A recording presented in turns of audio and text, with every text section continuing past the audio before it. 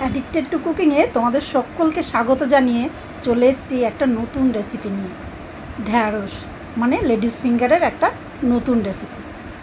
কি অসাধারণ যে খেতে হয়েছিল, এটা না করলে তোমরা কেউ বুঝতেই পারবে না। তো দেখো, রেসিপিটা করার জন্য প্রথমে আমি লম্বা লম্বা করে দুটো আলু কেটে নিয়ে তাকে একটু সিদ্ধ করে নিয়েছি, 50% সিদ্ধ করেছি। আর তারপর একটা প্যানের মধ্যে আমি দিয়ে দিয়েছি 1 চামচ মতো ধনে, গোটা ধনে, 1 চামচ জিরে আর 1 চামচ আমি এখানে দেব সাদা তিল। একটু গরম করে নেব এটাকে, যাতে মশলাটা থেতো করতে আমার একটু সুবিধা হয় এবং এর যে ফ্লেভারটা সেটাও যাতে সুন্দরভাবে পাই আমরা খাবারের মধ্যে, সেই জন্যই কিন্তু এটাকে আমি একটু গরম করছি। আমি এটাকে গরম করে নামিয়ে এটাকে একটু হাফ ডাস্ট করে নেবো, অর্থাৎ থেতো করে নেবো একটু। তারপর ওই প্যানেই আমি আবার 2 চামচ সর্ষের তেল দিয়ে দেবো। সর্ষের তেল একটু গরম হয়ে যাক, তারপর আমি এতে দেব হচ্ছে ওই যে আলুগুলো সিদ্ধ করে রেখেছিলাম আমি, সেই আলুটা আমি ভেজে নেব। সামান্য একটু লবণ দিয়েছি, তারপর ওই আলুগুলোকে আমি এই তেলেই ভেজে তুলে নেব। হালকা করে ভেজে নেব, কারণ আমার আলুটা আগেই 50% সিদ্ধ করাই আছে, তাই বেশি ভাজার খুব একটা দরকার নেই। অল্প একটু ভেজেই আমি আলুটাকে কিন্তু তুলে নেব। এতে কোনো মশলা, নুন, হলুদ কোনো কিছু দেওয়ার দরকার নেই। সামান্য নুন দিয়েছি শুধু ভাজার জন্য, আর অন্য কোনো মশলা দেওয়ার তেমন দরকার নেই। এবার এই প্যানেই আমি কিন্তু ওই যে ঢ্যাঁড়সগুলো আছে, ঢ্যাঁড়স কিন্তু প্রথমেই ভালো করে ধুয়ে শুকিয়ে তারপরই কাটতে হবে। কোনো রকম জল লেগে থাকলে এই তরকারিটা কিন্তু ভালো হবে না। ঢ্যাঁড়সটাকে আমি এবার ভেজে নেবো ঢাকা দিয়ে দিয়ে।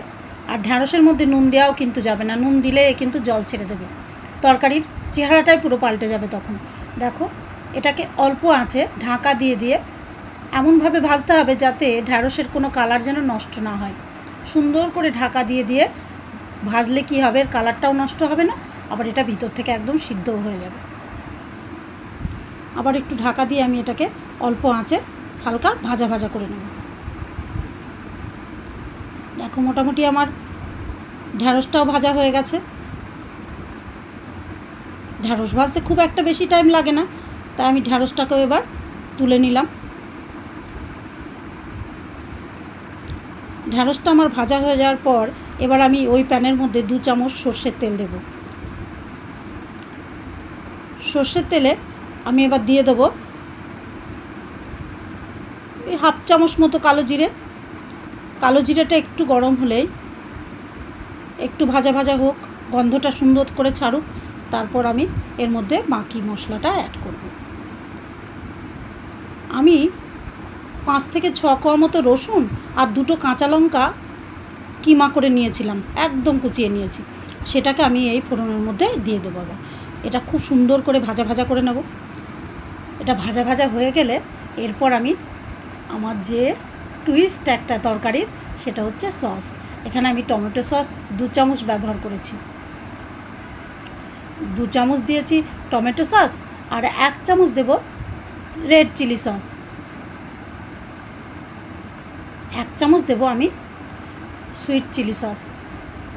এখানে ইচ্ছা করলে চিনিও ব্যবহার করা যেত, কিন্তু সস দিলে যে আলাদা একটা দারুণ একটা স্বাদ হয়, সেটা কিন্তু চিনিতে হয় না। অপূর্ব একটা টেস্ট হবে এই 3 সসের সম্মিলনে।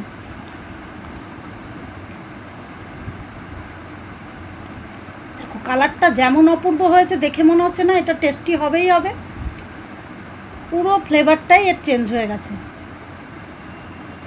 এরপর আমি 1 চুটকি মতো গোলমরিচ গুঁড়ো দিয়ে দেবো, সামান্য একটু হলুদ, জাস্ট কালারের জন্য। ভালো করে আমি এটা নাড়াচাড়া করব, আর তারপর এতে কিন্তু কোনো জল আমি ব্যবহার করব না। তারপর আমি যেটা দেব সেটা হচ্ছে এই যে মশলাটা আমি প্রথমেই রোস্ট করে রেখেছিলাম, সেটা আমি হাফ ডাস্ট করে নিয়েছি। পাউডার দিলে কিন্তু হবে না, এটা হাফ ডাস্টই করতে হবে।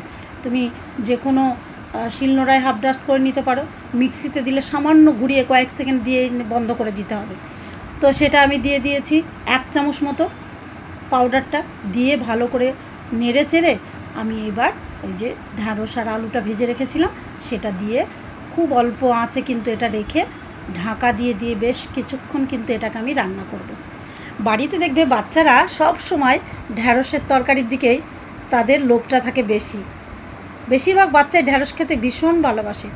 যখনই বাড়িতে ঢ্যাঁড়স হয় লেডিস ফিঙ্গার নাম শুনলেই বাচ্চারা তো আনন্দে লাফিয়ে ওঠে। আর এই তরকারিটা যদি পায়, লেডিস ফিঙ্গারের নতুন এই রেসিপি, কোনো বাচ্চা কিন্তু আর মাংসের দিকে তাকাবে না, সবাই এটাকে নিয়েই বসে থাকবে। তো তোমরা এত সহজ একটা রেসিপি, এত সহজ অথচ এত টেস্টি, না খেলে তোমরা বুঝতে পারবে না। আমি এতে কিন্তু সামান্য পরিমাণ লবণ দিয়েছি, কারণ লবণ কিন্তু আমি শুধুমাত্র আলু ভাজার সময় দিয়েছিলাম। লবণ দিয়ে একটু নাড়াচাড়া করেছি, তোমরা তোমাদের স্বাদ মতো লবণটা দিয়ে দেবে। তারপর আমার ওই যে মশলা যেটা আমি হাফ ডাস্ট করে রেখেছিলাম, ধনে, জিরে আর সাদা তিল, সেটাকে কিন্তু আমি লাস্টে পুরোটাই ছড়িয়ে দিলাম। তারপর কয়েক মিনিট আর একটু রান্না করে নেবো একে ঢাকা দিয়ে। কয়েক মিনিট একে ঢাকা দিয়ে রাখবো। রান্না হয়ে গেলে দেব 1 চুটকি গরম মশলা, যেটা আমরা বলি না চুটকি ভর, সেই চুটকি ভর গরম মশলা আমি এর মধ্যে ছড়িয়ে দেবো। খুব বেশি দেওয়ার দরকার নেই, সামান্য একটু ফ্লেভার আসলেই হবে। আমার রান্নাটা কিন্তু হয়ে গেছে। দেখে তোমাদের মনে হচ্ছে না এটা কতটা সুন্দর হয়েছে? একেবারে নতুন একটা ধরনের রান্না, যেখানে আমি কোনো দিন এর আগে সস দিয়ে ঢ্যাঁড়স রান্না করিনি, কিন্তু এই প্রথম এই ভাজা মশলা আর সস, এই দুটোর কম্বিনেশনে যে কী অপূর্ব স্বাদ হয়েছে, না খেলে তোমরা বুঝতে পারবে না। তো তোমরা বাড়িতে ট্রাই করো, ভালো লাগলে কমেন্ট করতে ভুলো না, কিন্তু শেয়ার করো অবশ্যই। আর বাড়ির বাচ্চা থেকে বয়স্ক সকলকে খাইয়ে মন জিতে নাও সকলের।